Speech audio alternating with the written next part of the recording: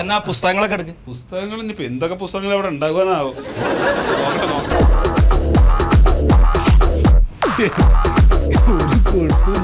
Car സെറ്റിൽ കൊണ്ടുവന്നിട്ട് വർക്ക്ഷോപ്പാണ്. ഇതാ ഏതോ വീടിന്റെ പണി കഴിഞ്ഞ സാധനങ്ങളൊക്കെയാണ് കൊണ്ടുവന്നിട്ട് ബേസ്റ്റ് കൊണ്ടെന്ന് പറഞ്ഞ സ്ഥലം അത്. സാറേ ഇതിപ്പോ മോന്റെ പുസ്തക കാണാതെ അടുത്ത പഠിച്ചിട്ട് വലിയ കാര്യമൊന്നുമില്ല. ഇത് മതിയാവോ? എന്താ ഇങ്ങനെ പറയുന്നത്? എന്താ നിങ്ങൾ എന്താ ആളെ കളിയാക്കാൻ? അല്ല എന്താ അറിയോ, പിന്നെ ഈ വേറെ നന്നല്ലാത്ത പുസ്തകങ്ങളൊക്കെ ഇപ്പൊ ബാലരമ പൂമ്പാറ്റൊക്കെ ഉണ്ട്. പക്ഷെ അതൊക്കെ എടുത്ത കുട്ടികൾ ചെയ്തോ. അല്ല എടുക്കണ്ട കുട്ടികൾ മാറ്റോട്ടെ. നിങ്ങൾ ഞങ്ങളിപ്പോ ഈ കപ്പലിന്റെ കച്ചവടത്തിന് അത് കപ്പലിന്റെ പൊതിയാൻ വേണ്ടിട്ട് അതിന്റെ പേപ്പർ അന്വേഷിച്ച് വന്ന ആൾക്കാരാന്ന് വിചാരിച്ചിട്ട് ഞങ്ങൾ സംസാരിക്കണം. നിങ്ങൾക്ക് തലക്ക് സുഖം. നിങ്ങൾ ഈ ഇലക്ട്രിക്കൽ സംബന്ധമായിട്ട് പഠിക്കാനുള്ള നിങ്ങൾ ആ സ്റ്റഡി ചെയ്തിട്ടുള്ള ബുക്കുകൾ എവിടെയാണെന്നാ ചോദിക്കണേ ഞങ്ങള്. അതില്ല ആ പുസ്തകം എന്റെ അടുത്തില്ല.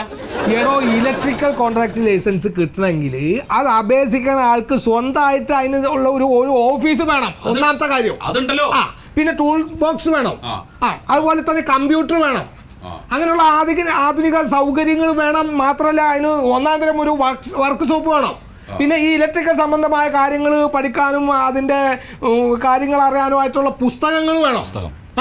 സ്വന്തമായിട്ട് ഒരു ബാങ്ക് അക്കൗണ്ടെങ്കിലും വേണം. ഇതുവരെ ഇയാൾ ചെയ്ത സകല വർക്കും പുനഃപരിശോധന നടത്താനുള്ള ഒരു ഓർഡർ അങ്ങോട്ട് കൊടുക്കുക. സൂര്യ അതാ നടക്കുള്ളൂ. അത് നടക്കില്ല സാറേ. അത് വേണ്ട.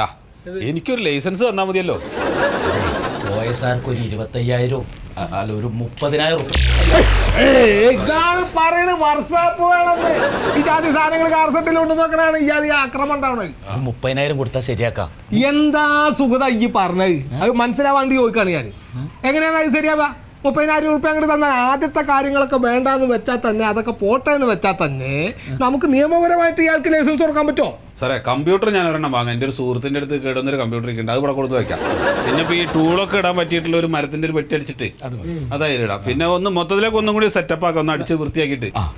അങ്ങനെയാണെങ്കിൽ എനിക്ക് ലൈസൻസ് ഒന്ന് പെട്ടെന്ന് ശരിയാക്കി. ഇതൊക്കെ ഈ ജാതിയൊക്കെ സാധനങ്ങൾ സംഘടിപ്പിച്ചാൽ ഈ ജാതി ആൾക്കാർ പരീക്ഷ എഴുതി എങ്ങനെ ജയിക്കും സുഖതാ? ഇനി പരീക്ഷ ഉണ്ടോ?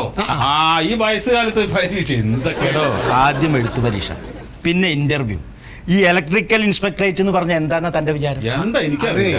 ഇത് ഇന്റർവ്യൂ എന്നുള്ളത് പോട്ടെ, കാരണം നമ്മളാണ് ചോദിക്കുന്നത്. അപ്പൊ അതിന്റെ നിലവാരം അത്ര ഉള്ളത് എന്തെങ്കിലും അതുകൊണ്ട് കാര്യമില്ല. ഇയാൾ പരീക്ഷ എഴുതിയിട്ട് എങ്ങനെ ജയിക്കും? അവിടെയാണ് അതിന്റെ കളി. അങ്ങനെയാണെങ്കിൽ ഈ എഴുത്ത് പരീക്ഷ ഉണ്ടല്ലോ, അതങ്ങോട്ട് ഒഴിവാക്കിയിട്ട് ഇന്റർവ്യൂ മാത്രം വെക്കാൻ പറ്റുമോ? നിങ്ങൾ എന്തെന്നാ അങ്ങടെ വിചാരോ? അല്ല ഇതെങ്ങൾ തമാശ എടുക്കണ മേഖല എന്നാ വിചാരിച്ചു? നിങ്ങളുടെ സൗകര്യത്തിനൊക്കെ ശരിയാക്കി തരാം. ഇന്റർവ്യൂ തന്നെ ഞങ്ങൾ എളുപ്പമാക്കി തന്നപ്പോ പിന്നെ പരീക്ഷയും വേണ്ട നോക്കാം. സാറ് എന്തായാലും 30,000 രൂപ അയാൾ തന്നല്ലോ. അതെ തന്നിട്ടില്ല. അല്ല തരൂലോ? തന്നോ? തരൂ. തന്നാൽ ഈ ചോദ്യ പേപ്പറും ഉത്തരവും സാറങ്ങോട്ട് കൊടുത്താൽ മതി ഒരാഴ്ച മുമ്പ്. എന്താ സുഖത ഈ പറയുന്നത്? അങ്ങനെയാണെങ്കിലും ഇപ്പൊ ഈ ചോദ്യ പേപ്പർ കൊടുക്കണതിനും ഉത്തരം ഒക്കെ കൊടുക്കണതിനും ഒരു ചെലവില്ലേ? അതാരും വരും? ഈ വരൂ. ഞാൻ ഒരാഴ്ച ലീവാന്നുള്ള കാര്യം അറിയാലോ. അത് ശരിയാ. സാറിന്റെ വീട് പണി നടക്കുകയാണല്ലോ. സത്യശീല തന്റെ കാര്യം ഭയങ്കര കഷ്ടാടോ. സാറിന്റെ വീട് പണി നടക്കുക, സാറ് ലീവാവും.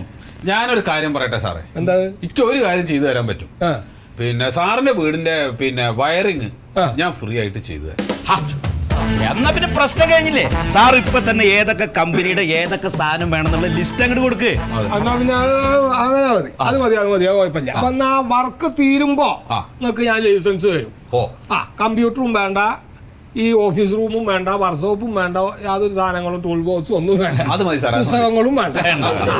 അപ്പൊ അതിന്റെ ഉത്തരവും ഞാൻ തന്നെ എഴുതി വെച്ചോളാം. പിന്നെ ആരെങ്കിലും നിങ്ങളുടെ അടുത്ത് ചോദിച്ചാല് ചോദിച്ചു കഴിഞ്ഞാൽ അതെന്താന്ന് മനസ്സിലാക്കാൻ വേണ്ടിട്ട് ഇതിന്റെ ചോദ്യക്കടലാസം ഒന്ന് കയ്യിൽ വെച്ചോ. അതല്ലേ? അപ്പൊ 30,000 വേണ്ട? അത് വേണോ?